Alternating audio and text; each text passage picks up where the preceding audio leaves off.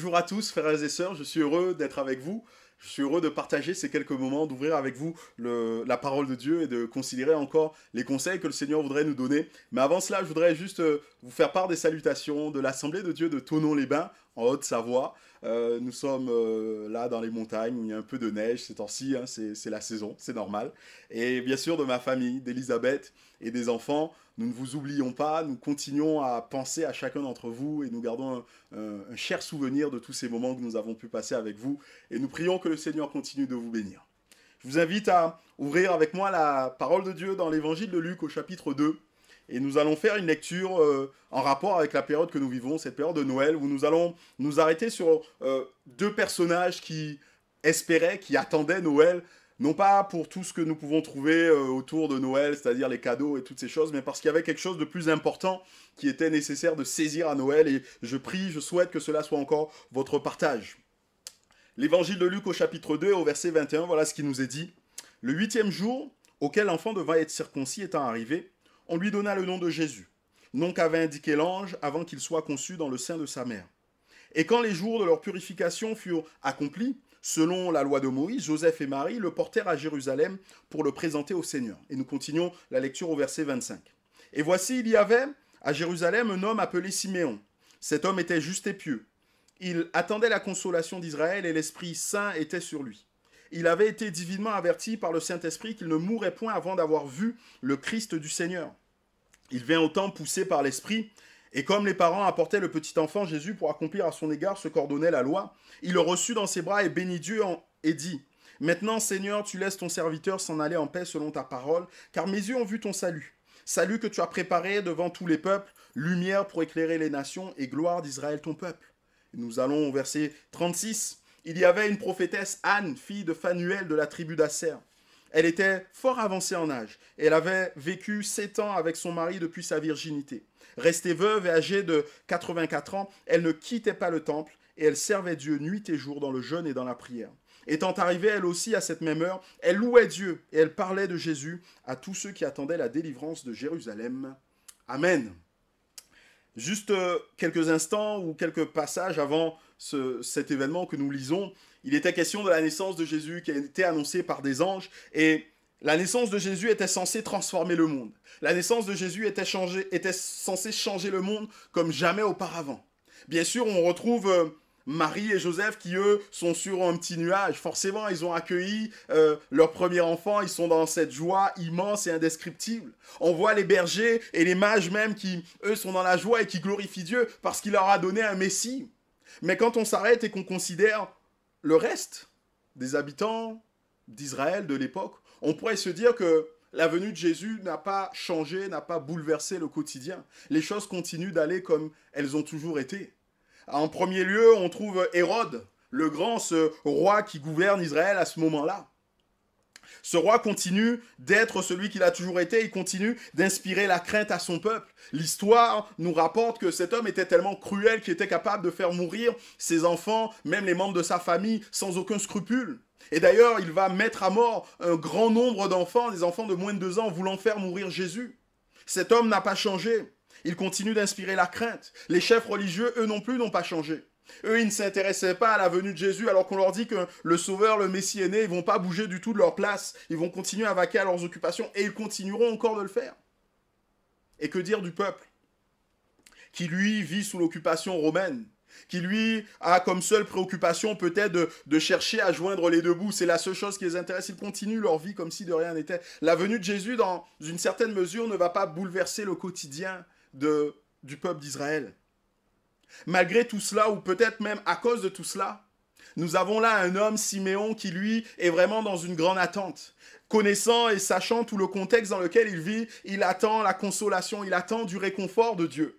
Et c'est ce que nous trouvons au verset 25 que nous avons lu. Cet homme était juste et pieux, il attendait la consolation d'Israël. Et cet homme qui était vieux avait reçu la promesse de Dieu, qu'il ne mourrait pas sans voir le Messie, sans voir celui que Dieu enverrait. Et Siméon, à cause de tout le contexte qu'ils sont en train de vivre, est comme en train d'anticiper une des actions que fera ce Messie. Il est en train d'anticiper la consolation que le Messie apportera. On peut, je pense, se reconnaître dans ce besoin de consolation. Le besoin de consolation est quelque chose d'universel. Et j'ai envie de dire, particulièrement pour nous, après cette année 2020 que nous avons vécue. Cette année était, à bien des écarts, exceptionnelle, extraordinaire. Mais comme vous et moi, vous avez sûrement entendu parler de tous ces sondages, de toutes ces enquêtes d'opinion qui nous ramènent que le moral des Français est au plus bas. Que la santé psychique a été grandement ébranlée. Ces longs mois passés en confinement, notamment au printemps, ont amené tellement de Français, tellement de personnes à souffrir d'insomnie, à souffrir d'angoisse, à être plein d'inquiétudes, ne serait-ce que pour leur lendemain, leur avenir économique. D'autres font face à la solitude, à l'insécurité, au désespoir, voire même des fois à la dépression, à cause de tout ce que nous avons vécu. Oui, bien sûr, nous sommes rentrés là dans cette période de Noël. Et pour certains, cette période de Noël est une bouffée d'air frais, une parenthèse enchantée. Mais pour d'autres, et malheureusement ils sont nombreux, cette période de Noël est encore synonyme de solitude, de famille déchirée, d'espoir gâché. Et quand vous pensez à tout cela, et quand vous rajoutez à tout cela l'année qui s'est écoulée, et quand vous rajoutez à ça ce qui va encore venir, parce que nous sommes dans un temps d'insécurité, vous avez besoin de consolation. Vous dites, mais j'ai besoin que quelqu'un me vienne en aide, j'ai besoin que quelqu'un me réconforte, j'ai besoin de trouver l'apaisement quelque part. Vous avez peut-être dans votre cœur ce vif désir, cette attente, et vous ne pouvez la combler ailleurs dans le monde, vous ne trouvez nulle part dans le monde pour la combler. J'aimerais vous dire qu'en cette période de Noël, vous avez la possibilité de combler ce besoin, cette attente de consolation en la personne de Jésus-Christ. Car c'est là et cette expérience qu'a fait Siméon. Siméon, à cause du contexte qu'il connaissait, s'attendait à la consolation de Dieu. Et il a rencontré cette consolation, la personne de Jésus-Christ. Parce que Jésus-Christ est le consolateur. Du temps de Siméon, c'était un des titres populaires que l'on donnait au Messie, consolateur. Un consolateur est quelqu'un, un conseiller qui est appelé à nos côtés pour nous aider. Un conseiller qui nous vient en aide dans des situations difficiles, pour nous aider à sortir de ces situations difficiles. Et c'est exactement ce que Jésus a été pour nous. C'est exactement ce que Jésus a fait tout au long de sa vie. Il a été un consolateur, il a été Emmanuel, Dieu avec nous, Dieu à nos côtés. Et quand je dis cela, il nous faut bien comprendre qu'il ne s'agit pas simplement de quelqu'un sur l'épaule duquel on peut pleurer et se lamenter, et qui va nous taper là sur le dos et nous dire « Allez, bon courage, ça va aller ». Non, c'est un consolateur qui va nous aider à sortir de nos difficultés. Et Jésus l'a démontré. Jésus est venu, il nous a démontré l'intérêt du Père. Il nous a démontré l'intérêt de Dieu pour l'homme, pour l'humanité. Mais il a été encore plus loin. Il nous a montré que cet intérêt allait jusqu'à bouger le bras de Dieu. Dieu est celui qui était capable de faire sortir des hommes de tellement de difficultés. Jésus a été celui qui est venu nous montrer toutes ces choses parce qu'il était le consolateur de Dieu. Et vous allez peut-être me dire, mais dans les bras de Siméon, à ce moment, il n'y a qu'un enfant. Il n'y a qu'un bébé de quelques semaines, et vous avez raison. C'est vrai que c'est attendrissant un bébé de quelques semaines. C'est vrai que c'est attendrissant un enfant lorsqu'on est parent, qu'on tient son enfant pour la première fois, quand on est grand-parent, arrière-grand-parent, ou même si on n'a aucun lien de parenté avec cet enfant. Tenir un enfant, ça réjouit toujours.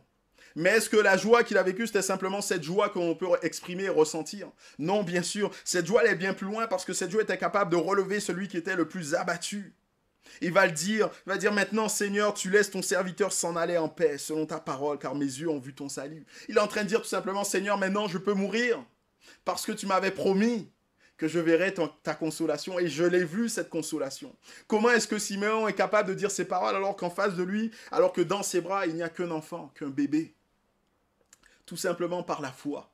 Parce que Dieu avait annoncé des siècles avant la venue du Messie, ce que ferait son Messie, ce que l'action consolatrice, si je peux dire comme ça, qu'accomplirait son Messie. Et on va lire dans le livre d'Ésaïe, un livre qui a été écrit des siècles avant la venue de Jésus. Au chapitre 61, voilà ce qui nous est dit. Et c'est l'envoyé de Dieu qui parle et qui décrit sa mission. Il dit « L'Esprit du Seigneur, l'Éternel est sur moi, car l'Éternel m'a oint pour apporter une bonne nouvelle aux malheureux. Il m'a envoyé pour guérir ceux qui ont le cœur brisé, pour proclamer aux captifs la liberté et aux prisonniers la délivrance, pour publier une année de grâce de l'Éternel et un jour de vengeance de Dieu, pour consoler les affligés.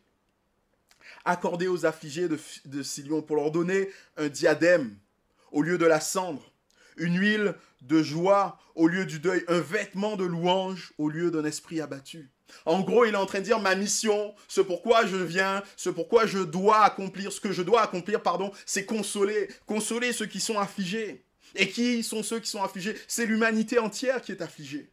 À cause de ce qu'elle vit, à cause du contexte qu'elle connaît. Et Jésus a accompli tout cela dans sa vie. Jésus, à un certain moment de sa vie, a repris ce passage d'Ésaïe 61, il va le lire alors qu'il est là dans la synagogue, et il va rajouter « Cette parole est aujourd'hui accomplie ». Il voulait dire par là que tout ce que j'ai fait, tout ce que j'ai accompli, c'est pour cela, pour consoler les affligés, relever ceux qui sont opprimés. Et on le voit bien, Jésus, il l'a fait tout au long de ses rencontres. Je pense à cette femme samaritaine. Vous la connaissez, cette femme qui vivait en marge de la société. Cette femme qui avait été blessée de beaucoup de choses, qui ne voulait plus entendre parler de la société, qui voulait se cacher de la société d'une certaine mesure. Cette femme va vivre la consolation en rencontrant Jésus. Et alors que cette femme va rencontrer Jésus, elle va repartir après, pleine de joie, et parler à tout son village, à toute sa communauté. Il est aussi question de cet homme, ce possédé de Gadara, qui vivait dans les sépulcres. Lui aussi, il était reclus, il ne vivait pas dans la communauté. Et la communauté ne pouvait pas répondre à ses besoins. Il aurait eu besoin de quelqu'un qui lui vienne en aide, qui l'aide à sortir de sa situation difficile. Mais personne n'était capable de le faire, sauf Jésus. Une fois qu'il a croisé Jésus, la Bible nous dit qu'il sera après au pied de Jésus dans son bon sens. Et les gens sont étonnés de le voir ainsi. Oui, Jésus est venu et il a accompli cela. Pierre le dira tout simplement pour comme résumer la vie de Jésus après sa mort. Il dira, mais vous savez comment Jésus allait de lieu en lieu, faisant du bien, soulageant, consolant ceux qui étaient sous l'oppression du diable. C'est là la mission, c'est là ce que Jésus a accompli. Et nous vivrons pleinement sa consolation à son retour prochain. Parce que la Bible nous dit que Jésus-Christ reviendra. Et quand il reviendra, les choses ne seront plus les mêmes. Il nous est dit, voici le tabernacle de Dieu dans le livre de l'Apocalypse au chapitre 21, verset 3. Voici le tabernacle de Dieu avec les hommes. Il habitera avec eux, il sera son peuple. Ils seront, son peuple, et Dieu lui-même sera avec eux. Il essuiera toute larme de leurs yeux. Et la mort ne sera plus. Il n'y aura plus ni deuil, ni cri, ni douleur, car les premières choses auront disparu. Il nous consolera de toutes choses quand il reviendra et qu'il nous prendra avec lui. Aujourd'hui, bien-aimés, peut-être avez-vous dans votre cœur ce désir profond à cause de ce que nous vivons, à cause de la situation, à cause du contexte. Peut-être avez-vous dans votre cœur ce désir profond, ce besoin de consolation, ce besoin de réconfort, et vous ne trouvez nulle part dans ce monde quelque chose pour vous satisfaire. J'ai presque envie de vous dire c'est normal. Parce que la consolation se trouve en Jésus-Christ. Vous pouvez, en cette période de Noël, rencontrer celui qui est le consolateur. Ne cherchez pas la consolation ailleurs. Elle ne se trouve qu'en Jésus-Christ. Regardons aussi à ce deuxième personnage, à Anne. Cette femme qui elle aussi était âgée, qui avait passé son temps, qui avait consacré son temps à vivre dans le temple. Elle n'attendait pas le réconfort d'Israël. Ce qu'elle attendait, c'était la délivrance, la libération. Il nous est dit au verset 38, étant arrivée elle aussi à cette même heure, elle louait Dieu et elle parlait à Jésus de tous ceux qui attendaient, et on pourrait presque rajouter comme elle, de tous ceux qui attendaient comme elle, la délivrance de Jérusalem. Je vous l'ai dit tout à l'heure, Israël est sous occupation romaine. Cette occupation est forcément brutale et violente. Il n'y a aucune occupation dans l'histoire de l'humanité qui se soit passée bien pour, en tout cas, le peuple opprimé. Le peuple opprimé a forcément souffert l'injustice et les sévices du peuple opprimeur. D'ailleurs, on va parler à Jésus, on va lui dire, mais tu sais comment cela s'est passé, comment Pilate a fait mélanger le sang de certains qui offraient un sacrifice. Il est question là d'une certaine exaction qu'ont commis les oppresseurs, ceux qui occupent Israël, le peuple romain. Et du temps de Jésus, ses contemporains attendaient la délivrance, ils attendaient une délivrance politique. Et beaucoup d'hommes se sont levés et ont dit qu'ils étaient le Messie. Et on dit qu'ils seraient ceux qui délivraient Israël. Si vous posiez la question dans la rue aux personnes que vous rencontriez du temps d'Anne et de Siméon, ils vous diraient tous que le problème, c'est l'occupation romaine. D'ailleurs, ils attendaient une libération politique. Ils attendaient un sauveur qui serait un sauveur politique. Et encore aujourd'hui, si vous posez la question aux hommes de la rue, quel est le problème? Chacun ira de son petit diagnostic. Chacun vous dira ce qui ne va pas. Certains vont vous parler du système économique capitalistique qui produit encore plus d'inégalités. Il est question des riches qui s'enrichissent. Il est question des pauvres qui deviennent encore plus pauvres. Il est question de cette pression qui est exercée sur les plus fragiles, qui les amène dans l'angoisse. Il est question de ce stress qui, sur les plus faibles, va les conduire au burn-out. D'autres vont vous parler du système politique. Ils vont vous dire, mais on est là dans un système qui produit des élites qui sont complètement déconnectées de ce que nous vivons, qui ne sont plus en phase avec nos réalités, qui prennent des décisions aberrantes. Et en particulier, dans ce moment où nous vivons, chacun y va de son commentaire, chacun est capable de dire ou voudrait dire que le gouvernement ne fait pas bien les choses, les décisions qui ne sont pas prises ne sont pas bonnes. Chacun veut saisir le Conseil constitutionnel pour changer une décision qui a été prise. Chacun dit que nos gouvernants ne sont pas à la hauteur. D'autres vous diront tout simplement, ce qui a besoin, c'est de nous libérer de ces carcans, de ces normes qui sont là comme en train de nous opprimer, ces règles qui sont en train là de nous faire mourir à petit feu. Chacun aura son diagnostic, chacun avancera quelque chose, chacun vous dira ce qu'il pense être le problème. Mais au final, est-ce vraiment cela le problème? Et la solution qu'ils apportent, est-ce vraiment la bonne? Je ne pense pas. Tout comme du temps des Juifs, d'Anne et de Siméon, il était facile de pointer du doigt l'extérieur. Aujourd'hui encore, on pointe du doigt des choses qui nous sont étrangères. Mais la Bible nous le dit, le vrai problème de l'humanité, la vraie oppression que l'humanité connaît, n'est pas extérieure à l'homme, mais elle est intérieure à l'homme. C'est le péché. Le péché est là comme dominant sur l'homme. Le péché est là pour nous asservir, pour nous rendre esclaves. Et Jésus est précisément venu résoudre ce problème du péché. Il le dira, il est venu, si donc le Fils vous libère, vous serez réellement libre. Pourquoi? Je le disais tout à l'heure, il ne peut pas y avoir d'oppression qui soit heureuse. En tout cas, pas pour les opprimés. Et nous sommes sous le joug de l'esclave, nous sommes sous le joug du péché. Nous sommes esclaves du péché. Et Jésus est venu nous en rendre libres, que vous en soyez conscients ou pas. Nous sommes esclaves d'une certaine façon de penser, d'une certaine façon de vivre. Le péché modèle notre façon de vivre, notre façon de voir le monde. Le péché impacte tous les aspects de notre vie et il entraîne la décadence que l'on observe aujourd'hui. Et si nous voulons que cette décadence change, il faut changer et résoudre le problème du péché. Mais pour cela, nous avons besoin du libérateur. Pour cela, nous avons besoin de celui qui est capable de nous affranchir du péché. Et comme Siméon, Anne est en train, non pas simplement de regarder un bébé, mais elle regarde par la foi ce qui a été annoncé. Et voilà ce passage que nous trouvons, un passage célèbre dans Ésaïe encore, au chapitre 53. Cependant, ce sont nos souffrances qu'il a portées. C'est de nos douleurs qu'il s'est chargé. Et nous l'avons considéré comme puni, frappé de Dieu et humilié. Mais il était blessé pour nos péchés, brisé pour nos iniquités. Le châtiment qui nous donne la paix est retombé sur lui et c'est par ses meurtrissures que nous sommes guéris. Et c'est exactement ce que Jésus a accompli tout au long de sa vie. Il est venu pour être celui qui nous libérait de l'esclavage du péché. Il y a cet homme paralytique que l'on a fait descendre devant Jésus-Christ. Et Jésus-Christ lui dit, je te renvoie libre, tes péchés te sont pardonnés. Et pour que vous sachiez que j'ai la possibilité, j'ai le pouvoir de le faire, il a renvoyé cet homme libre et guéri. Il y a aussi cette femme adultère que l'on avait surpris en flagrant délit d'adultère, donc, du coup. Et cette femme méritait la mort. Mais Jésus n'est pas celui qui lui a donné la mort, mais Jésus la renvoie libre, vivante. Mais surtout, il lui dit, va et ne pêche plus. Jésus était celui qui était capable de libérer du péché, de nous affranchir du péché. Comment faisait-il cela? Ou comment a-t-il fait cela? Tout simplement parce qu'il a offert sa vie en sacrifice. Il a payé le prix du péché. La Bible nous dit, le salaire du péché, c'est la mort. Tous ceux qui pêchent, tous ceux qui sont sous le péché méritent la mort. Alors il a choisi de mourir à notre place, d'être notre rançon. Il dira, le Fils de l'homme est venu non pour être servi, mais pour servir et donner sa vie comme la rançon de beaucoup. Il paye ma dette. Il paye ta dette. Il paye notre dette. Et il nous rend la liberté. Avez-vous besoin de libération? Pensez-vous que le problème de ce monde, c'est plutôt un problème économique ou que sais-je encore, un système patriarcal ou que sais-je encore? Comprenez bien que tout cela n'est que la conséquence de ce que nous sommes au fond de nous-mêmes, c'est-à-dire des pécheurs, soumis au péché.